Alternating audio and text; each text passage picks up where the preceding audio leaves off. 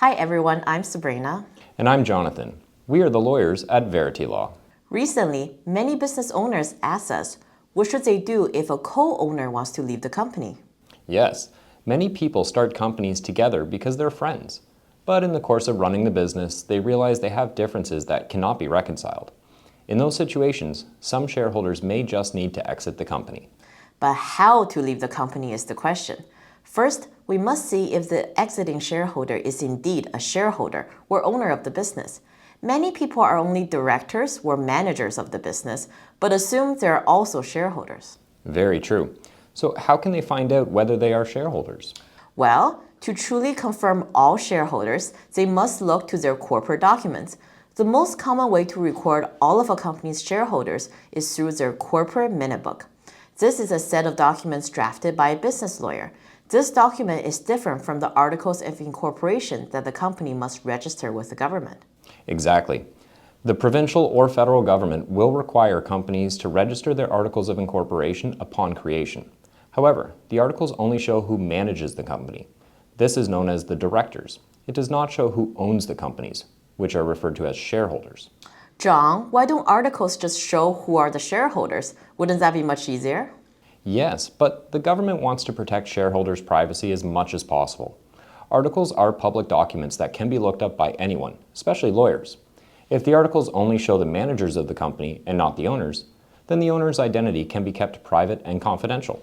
That said, recent changes to the rules for federal corporations do require shareholders who own more than 25% of the shares of a corporation to disclose their ownership to the government.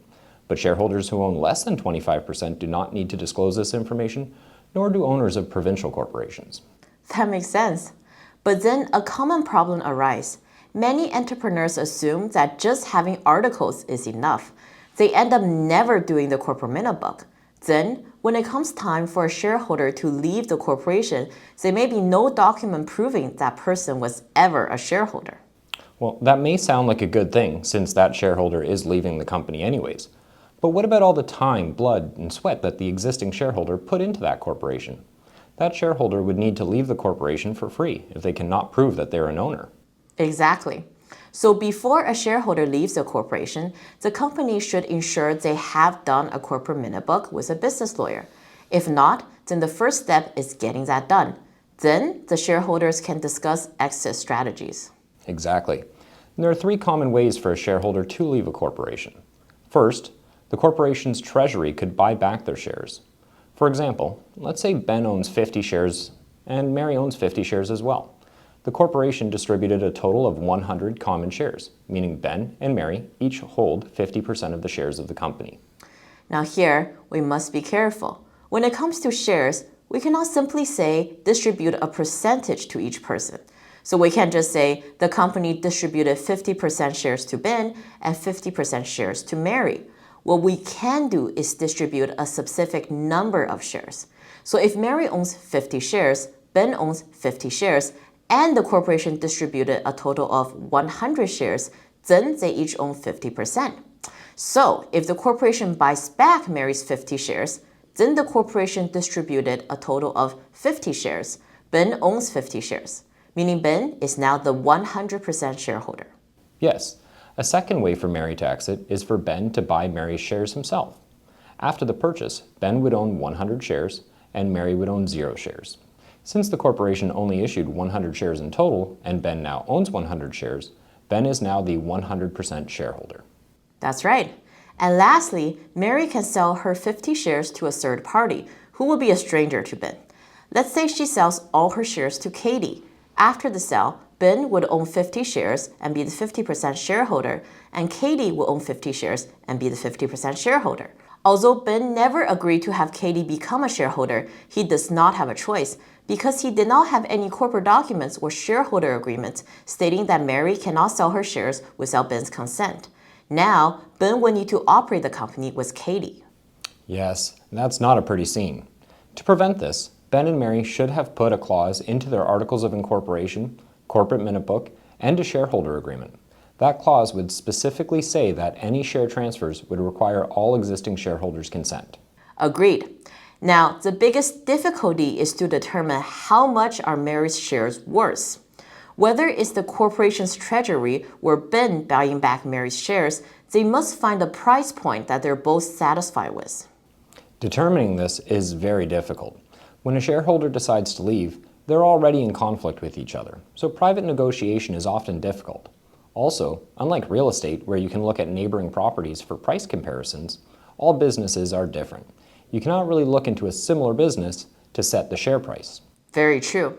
So if private negotiations fail, the two other ways to set share price is to ask an accountant or a professional appraiser to help. Both services may be quite expensive. Exactly. And that's why we always advise our business clients to hold annual shareholder meetings where they can set share prices amongst themselves every year.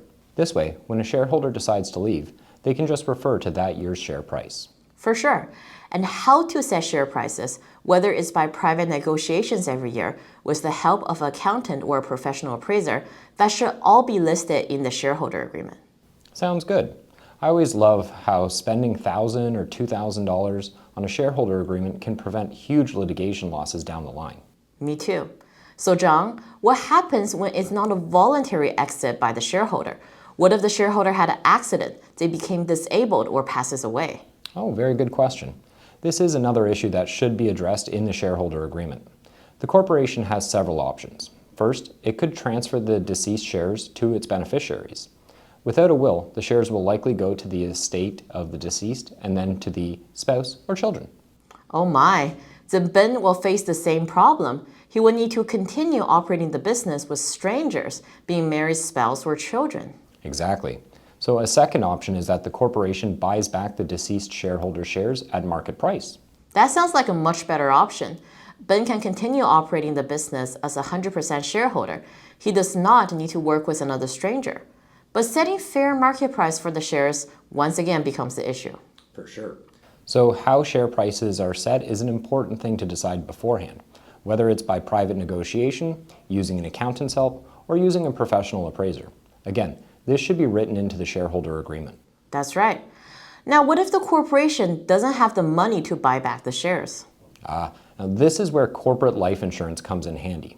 There are various types of business insurance that will provide a sum of money to the corporation when a shareholder passes away.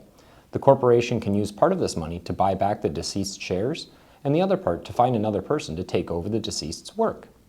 Now, speaking of inheritance, we have talked about the 1.5% estate administration taxes in our other videos. If the shares were to transfer from the deceased shareholder to their beneficiaries, would this 1.5% tax still apply? Yes, the taxes would still apply unless the shareholder had a corporate or secondary will. This can be drafted by a business and estate lawyer, and it will allow the shares to be passed to your beneficiaries without paying the 1.5% tax. Wonderful news!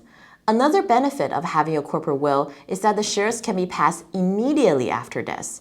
Your beneficiaries do not need to apply for a court approval through probate.